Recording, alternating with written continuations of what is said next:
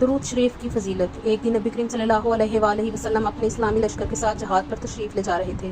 راستے میں ایک جگہ پڑاؤ کیا۔ نماز ادا کرنے کے بعد نبی کریم صلی اللہ علیہ وآلہ وسلم نے اپنے صحابہ کرام سے ارشاد فرمایا، جو کچھ کھانا ہے یہیں پر کھا لو۔ جب کھانا کھانے لگے تو صحابہ کرام نے عرض کیا، یا رسول اللہ، روٹی کے ساتھ کھانے کو کچھ بھی نہیں ہے۔ اسی وقت شہد کی ایک مکھی بن بناتی ہوئی آ گئی۔ صحابہ کرام نے عرض کیا، یا رسول اللہ، یہ مکھی کیوں شور مچا رہی ہے؟ حضور صلی اللہ علیہ وآلہ وسلم نے ارشاد فرمایا، یہ مکھی کہہ رہی ہے کہ ہم مکھیاں بے قرار ہیں، صحابہ کرام کے پاس سالن نہیں ہے، حالانکہ یہاں قریب ہی غار میں ہم نے شہد کا چتا لگایا ہوا ہے، وہ کون ہے جو شہد لے آئے؟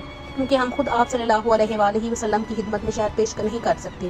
آپ صلی اللہ علیہ وآلہ وسلم نے حضرت علی کو حکم دیا کہ اس مکھی کے پیچھے چلے جائیں اور شہد لے آئیں۔ حضرت علی مکھی کے پیچھے چل پڑے اور غار سے شہد لے آئے۔ آپ صلی اللہ علیہ وآلہ وسلم وہ شہد صحابہ کرام میں تقسیم کر دیا۔ صحابہ کرام کے کھانا کھانے کے بعد وہ مکھی پھر بن بناتی ہوئی آ گئی۔ صحابہ کرام نے عرض کیا، یا رسول اللہ، یہ مکھی اب کیوں شور کر رہی ہے؟ آپ صلی اللہ علیہ وآلہ وسلم نے فرمایا، میں نے اس مکھی سے ایک سوال